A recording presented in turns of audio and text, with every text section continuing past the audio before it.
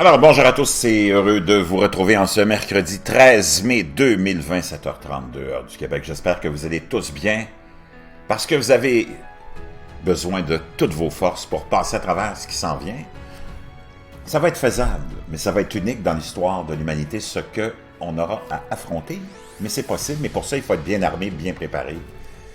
Et pour commencer à bien se préparer, bien s'armer, garder nos forces, tenez-vous loin des réseaux sociaux stupides, négatifs, qui racontent n'importe quoi, mais n'importe quoi sur la crise actuelle. Pouvez-vous vous imaginer qu'on est 3 mois dans cette crise-là maintenant, disons, nos pays respectifs, de façon vraiment majeure, puis que tu as des gens encore qui sont là en train de nier les événements, puis d'essayer de faire croire au monde que tout ça c'est inventé, que c'est ceci, que c'est cela. Ça donne absolument rien. Ça amène absolument rien.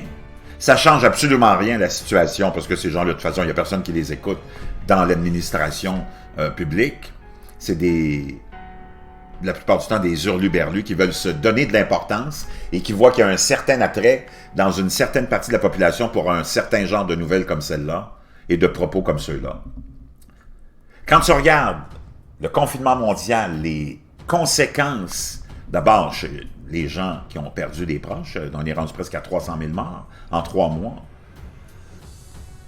L'ensemble de l'économie qui est arrêtée, puis qui n'est pas prête de repartir, puis quand ça va repartir, ça va prendre tellement de temps qu'il y en a tellement qui vont tomber. Puis de continuer à écouter des gens qui vous disent « Ben non, c'est pas vrai, tout ça c'est fake ».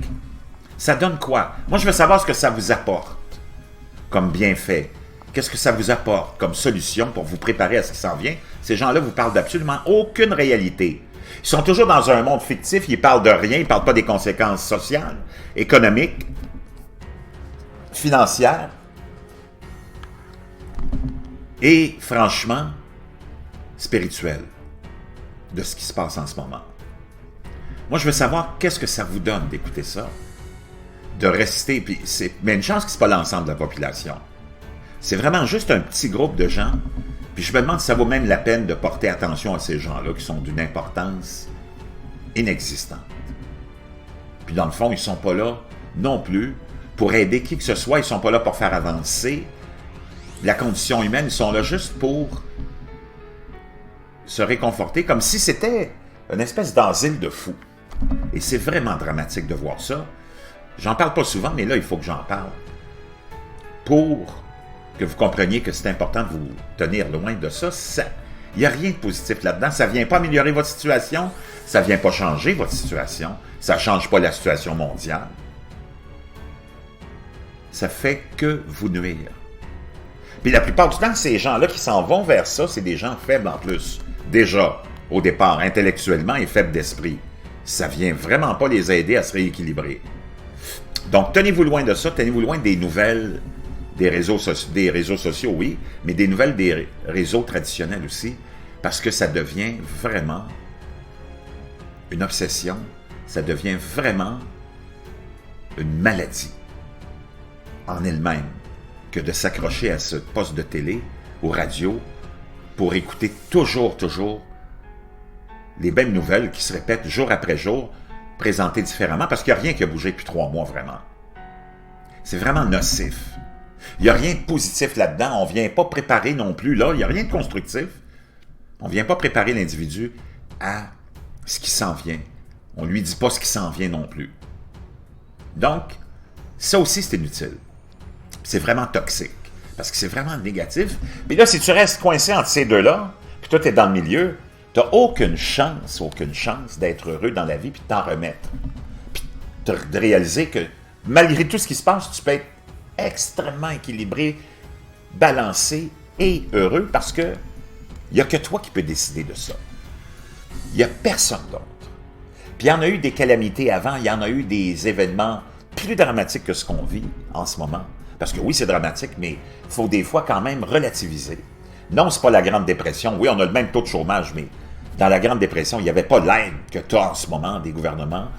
Les compagnies ne se faisaient pas racheter, ne se faisaient pas financer et aider.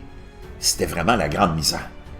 Donc oui, on peut, quand on regarde les statistiques, comparer ça à la Grande Dépression, mais entre vous et moi, on ne peut quand même pas comparer les états des populations de la Grande Dépression à celle d'aujourd'hui. On est quand même aux antipodes, là. On n'est pas dans les conditions de vie de la Grande Dépression puis les conditions de misère. Donc, il faut relativiser tout ça.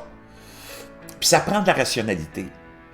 Puis moi, c'est ce à quoi je me suis employé à faire, me rationaliser depuis des mois et des mois, parce que j'étais rendu à un point dans ma vie que je ne pouvais plus continuer comme ça. J'en racontais n'importe quoi avant des histoires, sans prendre la peine de vérifier, de m'assurer que tout était proche de la vérité au moins, hein, parce que ça me faisait naturellement une popularité, puis ça me rendait populaire auprès de ces clientèles-là qui sont un peu plus instables, tu sais, mentalement. Mais ça donne quoi? Au bout du compte, ça donne rien. T'aides personne, puis toi, ça ne vient pas t'aider non plus. Parce que tu continues à être dans le déni, puis dans toutes sortes de perceptions que tu as, que si ça va pas bien dans ta vie, si t'es pas heureux, c'est la faute de tout le monde, sauf toi. Comprends-tu? Il est temps qu'on avance, puis qu'on évolue en tant qu'individu. Puis pour ça, c'est pas des gens comme eux dont tu as besoin, parce que ces gens-là sont pas là. Ni les gouvernements, ni les chaînes alternatives, puis les conspirationnistes sont pas là pour te faire évoluer. Ils sont là pour te garder aussi stupide puis à leur crochet. Parce que c'est toi qui les fais vivre. Tout est entre tes mains. Puis malgré toutes les calamités qu'il y a eu avant puis qu'il y aura après, on continue à être là puis on continue à prospérer. Puis tu as plein de gens qui continuent à être heureux parce qu'ils ont découvert. Le plus grand secret, c'est que tout est entre tes mains. Il n'y a personne d'autre que toi qui peut faire quoi que ce soit et changer tes perceptions et te mettre dans la tête que oui, c'est toi qui es maître de ta vie, puis que si tu le décides, tu vas être équilibré et heureux. Il y aura toujours des périodes difficiles. C'est pas parce que tu viens te réformer, comme moi je l'ai fait.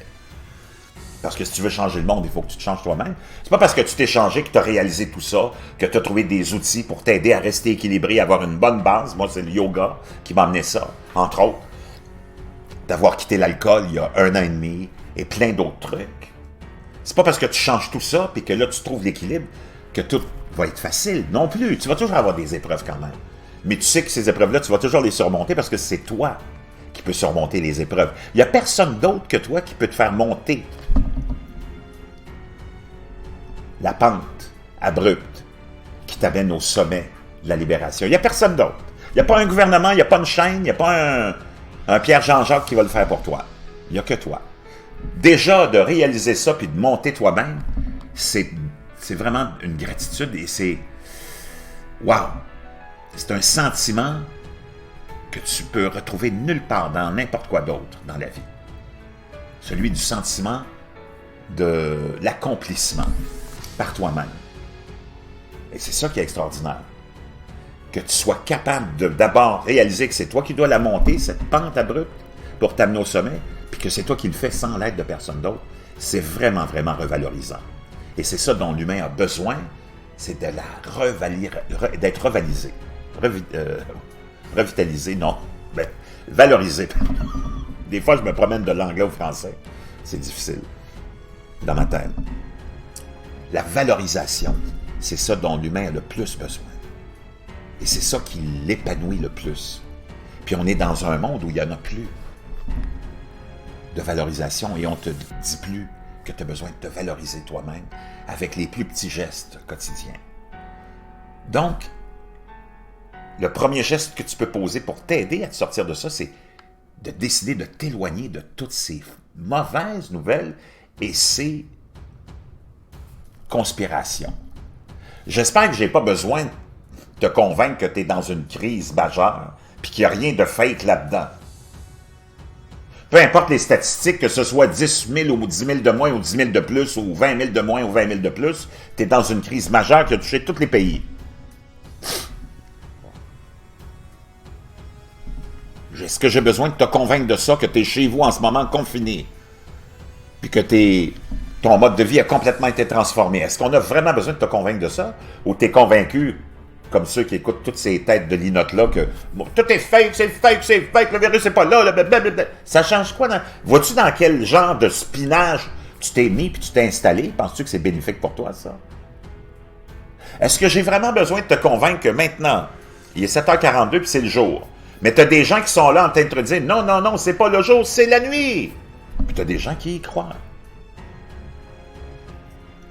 Donc, ton premier geste pour te sortir de ton marasme, parce que l'humain est dans un marasme. L'individu est dans un marasme, c'est le marasme du vide intérieur. Puis le marasme d'être incapable de se valoriser. Il n'y a personne d'autre qui peut te donner le sentiment de la valorisation que toi-même. Puis si tu regardes les gens, ils sont tous impotents, handicapés d'une certaine façon, parce qu'ils sont tous en train d'attendre d'un gouvernement ou de quelqu'un d'autre le bonheur dans leur vie. Puis ça, je le vois. Souvent, je vous fais une vidéo, puis je vous dis « révélation incroyable », puis je vous partage quelque chose d'important. Puis qu'il y a toujours un lien avec ce que je te raconte, que c'est entre tes mains et c'est toi qui as les clés de la porte de ton salut. On est dans l'enfer, puis c'est toi qui as les clés de la porte du rafraîchissement. Puis quand je vous explique ce que j'ai à vous expliquer ce jour-là, puis je vous dis c'est une grande révélation, tu as des gens qui s'attendent à « Ah, ça y est, il va nous dire que ça y est, on a trouvé, on attend quelqu'un, le quelqu'un qui est supposé arriver s'en vient, puis on va tous être sauvés. Là, on a la baguette magique qui va tous nous sauver. » C'est ça que vous attendez souvent. « Ah, ça y est, j'en ai marre, il nous a trouvé la révélation qui vient nous dire que ça y est, on va être réconforté. Il y a quelque chose qui s'en vient, un événement où le sauveur qui vient nous sauver. » Il n'y a personne qui va te sauver, mon chum. Personne. Toutes les histoires religieuses, c'est toute de la bullshit. Jésus a vraiment existé, mais il n'est pas venu pour sauver le monde. La preuve, on n'est pas sauvé. Parce qu'il n'y a rien qui pourra te sauver. Jésus est venu pour se sauver lui-même et te donner l'exemple de ce que tu as à faire pour te sauver. Mais il n'y a personne qui peut sauver qui que ce soit. Sauve-toi. C'est toutes des histoires de bullshit. Pourquoi c'est des histoires de bullshit? Parce que ça t'a gardé dépendant. Ça aussi. Et c'est ça qui est dommageable. Et c'est ça qu'ils ont voulu regarder comme narratif, eux autres, si on prend la religion chrétienne, catholique. Ah! Le sauveur, Jésus est venu nous sauver. Il t'a pas sauvé. Il a sauvé personne. Il a sauvé seulement ceux qui ont compris, comme moi, que seulement toi peux te sauver. Mais l'Église n'a surtout pas voulu vous partager ça parce qu'elle serait disparue. Parce que ce n'est pas l'Église qui va te sauver. L'Église sauve personne. Sauf l'Église et son pouvoir. Puis là, je sais que je vais avoir une tonne de messages. Mais parce que vous ne comprenez pas la mission ou quel a été le passage de Jésus sur terre. Il n'est pas venu vous sauver, il est venu vous donner les outils pour vous sauver. Puis c'était entre tes mains. Mais l'Église catholique n'a jamais voulu que tu saches que c'était entre tes mains, puis que Jésus n'était pas venu pour te sauver, puis il n'a pas sauvé l'humanité. Jésus n'a pas sauvé l'humanité. 2000 ans après, as-tu vu quelque chose qui ressemble à une humanité sauvée? Puis c'est bon pour toutes les religions. Les religions ne sont pas là pour sauver qui que ce soit, sauf leur propre identité et leur propre pouvoir. Mais ça ne veut pas dire que les religions ont été négatives pour beaucoup de personnes. Non, peut-être que ça les a aidés à passer une vie dans l'espoir, parce que c'est ça que la religion vient te donner. La religion vient te dire, parce que c'est son but, parce qu'elle est créée par l'homme et par l'homme qui est au pouvoir. Son but est venu de dire à la majorité de la population qui est dans la misère, puis qui est toujours au service des autres, puis qui attend d'être sauvée, puis à qui on ne dit pas que tout est en elle, que le pouvoir est en elle, qu'elle est elle-même, cette population-là, individuellement, le fruit de la divinité, descendant de la divinité, avec l'éternité et l'impossibilité infinie de réaliser ce que tu veux. On ne veut pas que tu saches ça parce qu'on veut que tu restes à leur service toute ta vie, puis que tu passes ta vie en te disant « Mon salut, puis ma meilleure vie sera de l'autre côté, dans l'au-delà, au paradis ou dans une autre vie ou dans le karma ou peu importe. » Parce qu'on veut t'utiliser ici, à leur fin, à leur service. Comprends-tu ce que je veux dire? On veut surtout pas que tu saches que, entre tes mains, dans ton cœur, dans ta conscience, qui est ton identité propre depuis toujours et pour toujours, que toi, tu peux faire tout ce que tu veux, dans le respect de la vie, mais que si tu as un désir, un rêve, et tu as juste à le réaliser, mon chum. Tu n'as besoin de personne. Que toi, ta conviction et ta volonté. et ta persévérance. Mais les religions sont venues te dire, ben non, oublie ça, ici, tu vas être vraiment, vraiment à notre service, puis un esclave. Il n'y a rien que tu puisses faire. Il faut que tu attendes un sauveur. Là, ça fait 2000 ans qu'ils l'attendent, le retour. Il faut que tu attendes un sauveur. Il n'y a rien que tu puisses faire. C'est ça la fatalité. Il faut que tu attendes l'au-delà. Le cimetière est plein de milliards de pauvres individus qui sont venus ici, des âmes éternelles, qui sont passés dans ce passage obligé sur Terre, dans ce corps. Puis on vous a utilisé à leur bénéfice. Puis tu as sacrifié toute ta vie. Puis c'est plein, des milliards d'ossements qui n'auront jamais été capables de réaliser toutes leurs ambitions, leurs rêves, parce qu'ils se sont butés à quoi? Le fait qu'ils n'ont jamais été capables de savoir que c'était eux l'éternité, que c'était eux l'infinie possibilité. Chacun d'entre vous et de nous. Mais ce n'est pas l'Église qui va venir te dire ça, ce n'est pas tes politiciens, c'est personne d'autre que des gens comme moi et d'autres. Parce que c'est important que tu réalises ça. Mais on attend toujours, parce que c'est dans la nature humaine aussi, la paresse. On nous a installés paresseux depuis notre naissance, donc c'est normal qu'on soit encore paresseux, hein, à 50 ans, 60 ans, puis qu'on attende encore la venue d'une baguette magique pour nous sauver, qui ne viendra jamais, parce qu'il n'y a personne qui te sauvera jamais, sauf toi. Puis te sauver de quoi? Du vide intérieur qu'on a installé en nous, que les églises, que les religions ont installé en nous, pour nous garder à leur service. Tu as besoin de savoir que tu es infini, que tu es éternel et que tu es tout-puissant. Si tu le réalises, si tu y crois, si tu le veux, si tu es tenace, puis si tu as la volonté. Mais tout ça, ça doit se faire dans les règles du respect de tout le monde, de la nature, de la vie et des autres. Donc, c'est ça que je le sais quand je vous fais, puis je vais vous le faire encore, le titre, la plus grande révélation. Là, vous allez tous vous attendre, « Ah, ça y est, on a trouvé la recette magique pour nous sortir de notre misère. » Non. Ta misère a été créée par eux. Toi, tu l'as cru. Puis tu crois en l'histoire qu'on t'a racontée que tu dois attendre qu'un sauveur vienne te sortir de la misère que tu t'es créée toi-même, dans laquelle on a planté la graine dans ton cœur et ta tête que tu étais pour vivre la misère. Je ne sais pas si c'est clair. En tout cas, dans ma tête, c'est bien clair. J'espère que c'est clair. J'espère que ça aide beaucoup d'entre vous, parce que c'est ça le but. C'est que vous réalisiez que vous êtes la divinité, la toute-puissance, vous-même. Vous êtes une goutte de ça. Il me semble que c'est pas mal plus important que n'importe quoi d'autre. Je vous reviens. J'ai hâte de voir les réactions, parce que ça va être une autre révélation. Waouh!